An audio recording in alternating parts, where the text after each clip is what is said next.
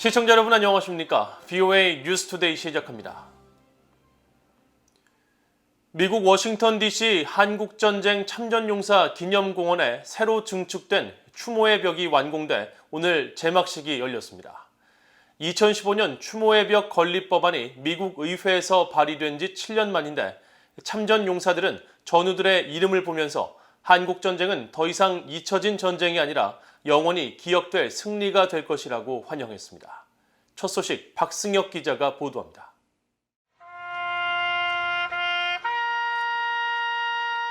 미국 워싱턴 DC의 중심 내셔널몰 한국전쟁 참전용사 기념공원에 마련된 추모의 벽이 웅장한 모습을 드러냈습니다.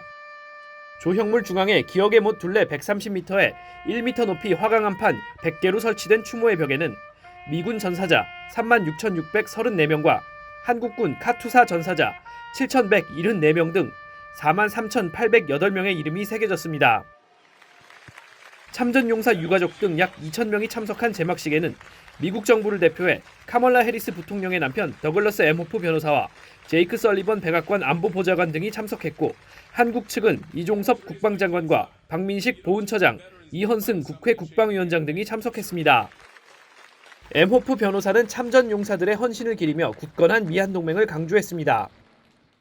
We commemorate the sacrifice of those Americans and Koreans who bravely fought together, side by side, to defend our freedom, laying the foundation for a thriving, democratic Republic of Korea and a strong, unbreakable United States Republic of Korea alliance.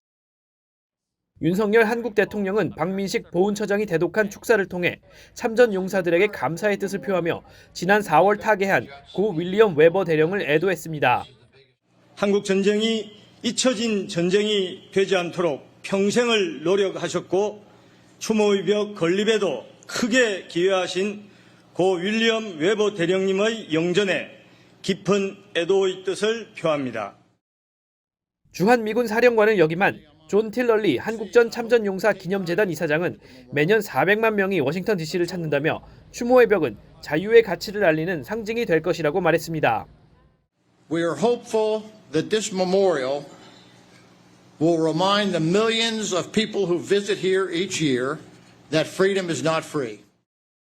어느덧 8, 90대 고령이 된 한국전 참전용사 50여 명은 정복 차림으로 행사에 참석해 전사한 전우들의 이름이 새겨진 추모의 벽에 소중한 의미를 되새겼습니다. Very emotional. Should have been done years and years ago. I'm glad they finally got around to it.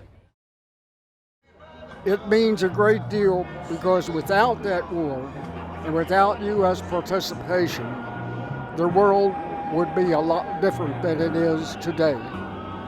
We did stop the communist aggression in Asia. 한국전쟁 발발 72주년, 그리고 참혹한 3년간의 전쟁 후 정전협정이 맺어진 지 69주년. 참전용사들은 이제 한국전쟁이 더 이상 잊혀진 전쟁이 아니라 기억될 승리로 알려질 것이라며 추모의 벽 공식 개관에 큰 의미를 뒀습니다. VOA 뉴스 박승혁입니다. 한국전쟁은 캐나다의 자랑스러운 군사 역사 가운데 중요한 일부이며 결코 잊지 않을 것이라고 캐나다 국방부가 밝혔습니다. 캐나다 국방부는 26일 한국전쟁 정전협정일 69주년을 맞아 VOA에 한국의 평화와 자유를 수호하기 위해 육지와 바다, 하늘로 떠난 2만 6천여 캐나다인들을 기억하고 추모하는 것이 중요하다며 이같이 밝혔습니다. 네덜란드 외교부도 26일 VOA에 한국전쟁에서 함께 싸운 한국과 네덜란드는 특별한 유대가 있다면서 당시 5,300여 군인들이 참전했다고 밝히고, 네덜란드는 한반도의 항구적인 평화를 이루기 위한 한국의 노력을 강력히 지지하며 완전하고 검증 가능하며 돌이킬 수 없는 한반도 비핵화를 위해 유엔과 유럽연합과 함께 협력하고 있다고 강조했습니다. 워싱턴에 있는 6.25 한국전쟁 참전용사 추모공원의 역사와 배경, 미군 실종자 유해 발굴과 신원 확인 과정을 담은 최초의 미국 교사용 교육 자료집이 미국에서 발간됐습니다.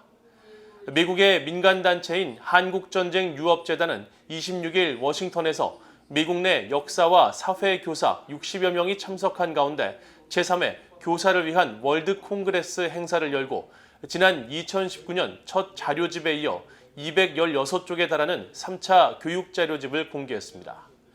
한종우 한국전쟁유업재단 이사장은 27일 VOA에 한국전쟁 참전용사 기념공원의 역사 등과 미국 국방부 산하 전쟁포로 실종자 확인국 감식반의 실종자 유해 발굴 신원 확인 활동을 교육자료집에 담은 것은 사실상 이번이 처음이라면서 미국 교사들이 직접 제작한 이 자료집을 통해 한국전쟁의 의미를 자세히 가르치는 기회를 제공할 것이라고 밝혔습니다. 한국국가보훈처의 지원으로 제작된 이 교육자료집은 27일 워싱턴에서 열린 한국전쟁 참전용사 추모의 벽 행사에 참석한 참전용사와 유가족에게 헌정됐습니다. 바이든 행정부는 자유민주주의를 위한 한국전쟁 참전용사들의 봉사와 희생을 기억하며 전사자 유해 발굴 사업을 지지한다고 미국 국무부 고위관리가 밝혔습니다. 미국 정부가 개최한 유해 발굴 사업 설명회에 참석한 참전용사 유족들은 아직 돌아오지 못한 가족들에 대한 그리움을 토로했습니다. 박형주 기자가 보도합니다. 미국 국방부 산하 전쟁포로 실종자 확인국 DPAA는 한국전쟁 정전기념 69주년을 맞아 워싱턴 근교 알링턴에서 참전용사 가족들을 대상으로 유해 발굴 사업 설명회를 진행했습니다. 26일부터 이틀간 진행된 행사에서 DPAA 측은 유해 발굴 진행 상황과 미국 정부의 노력에 대해 설명했습니다. 정박 국무부 아시아태평양 담당 부차관보는 화상연설을 통해 국가와 민주주의, 자유를 위한 참전용사들의 봉사와 희생을 높이 평가하며 바이든 행정부는 참전용사의 유해 발굴 사업을 지지한다고 강조했습니다. We are mindful of the importance of remains recovery initiatives, and we support an early resumption of these efforts in the DPRK when conditions allow. 정박 부차관보는 이어 실용적이고 조율된 접근으로 북한과 외교를 모색하고 전제 조건 없이 만날 준비가 됐다는 바이든 행정부의 대북 정책의 원칙도 확인하며 북한의 대화 복귀를 거듭 촉구했습니다. We hope the DPRK will respond positively to our offers and return to dialogue. In the meantime, we continue to consult closely with the Republic of Korea, Japan, and other allies and partners about how to best engage the DPRK, including on recovery efforts. 이날 행사에는 한국전쟁 참전용사 유가족 등 약 400여 명이 등록했는데 일부 참석자들은 아직도 유해를 찾지 못했다며 안타까움을 전했습니다. My father was Captain Jim S. Trimble. He was in the Changchang River Valley when he was shot down by the Chinese. He told his troops to move. He took cover fire so that they could move. And I want to live long enough for him to come home. DPAA 측에 따르면 신원 확인이 안 된 한국전 관련 미군 실종자와 전사자는 모두 8,156명입니다. 이 중 5,200여 명이 DMZ 비무장지대 북한 측이나 북한 지역에 있는 것으로 추산되고 있습니다. VOA 뉴스 박형주입니다. 국제원자력기구 IAEA는 북한의 지난해 핵활동과 관련해 일부 핵시설은 가동되지 않는 것으로 보이지만 다른 일부 시설에서는 활동이 계속되거나 추가 개발이 이루어지는 것으로 보였다고 지적했습니다. IAEA는 최근 발표한 2021 연례 보고서에서 북한 핵 프로그램의 지속은 유엔 안보리 관련 결의에 대한 위반으로 매우 유감이라는 기존 입장을 거듭 확인하면서 이같이 평가했습니다. IAEA는 이어 지난 2009년 북한의 일방적인 요구로 현장에서 철수한 가운데 북한 핵 프로그램에 대한 진전 상황을 계속 감시하고 안전조치 이행과 관련한 가용한 모든 정보를 평가하고 있다고 밝히고 다만 영변 단지 등 북한의 관련 시설에 직접 접근할 수 없는 상황에서 시설이나 위치의 운영 상태와 구성과 설계 특징, 또 그곳에서 이뤄지는 활동의 성격과 목적을 확인할 수 없다는 설명도 덧붙였습니다. 척 헤이글 전 국방장관은 현재 미국과 한국이 직면한 중국과 북한의 위협을 감안해 억지력을 개선해야 한다고 밝혔습니다. 헤이글 전 장관은 27일 VOA와의 인터뷰에서 중국과 북한의 핵 공격 가능성은 이제 현실이 됐다면서 미국과 한국 양국이 이러한 공격에 어떻게 대응할지 미리 계획하고 전략을 세우는 협의를 진행해야 한다며 이같이 밝혔습니다. 헤이글 전 장관은 이어 박진 한국 외교부 장관 등 한국 고위 당국자들과 접촉을 했다면서 한국의 고위 당국자들은 미국의 확장 억제 공약에 대한 확신이 없으며 특히 장기적인 공약을 우려하고 있다고 말하고 그러나 이 문제는 압도적인 현안은 아니었다고 설명했습니다.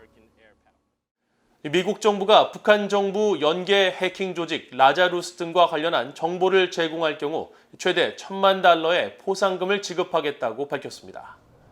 미국 정부는 26일 국무부가 운영하는 테러 정보 신고 포상 프로그램인 정의에 대한 보상의 사회 연결망 서비스 트위터를 통해 이같이 밝히고 특히 미국 재무부의 제재 대상에 오른 안다리엘과 APT38, 김숙희, 라자루스 등 북한 정부와 연계된 해킹 조직의 활동이나 미국의 컴퓨터 사기 및 남용법을 위반하며 미국의 핵심 기반 시설에 대한 공격에 관여한 이들에 대한 정보가 포함된다고 설명했습니다. 앞서 미국 정부는 지난 4월 북한의 대량 살상 무기와 탄도미사일 프로그램에 기여하는 자금을 창출하기 위한 악의적 사이버 활동과 금융 활동에 관한 정보에 최대 $500만 지급한다고 밝힌 가운데 3개월 만에 보상금 규모를 2배로 인상한 것입니다. 이상으로 VOA 뉴스투데이를 모두 마칩니다. 시청해주신 여러분 고맙습니다.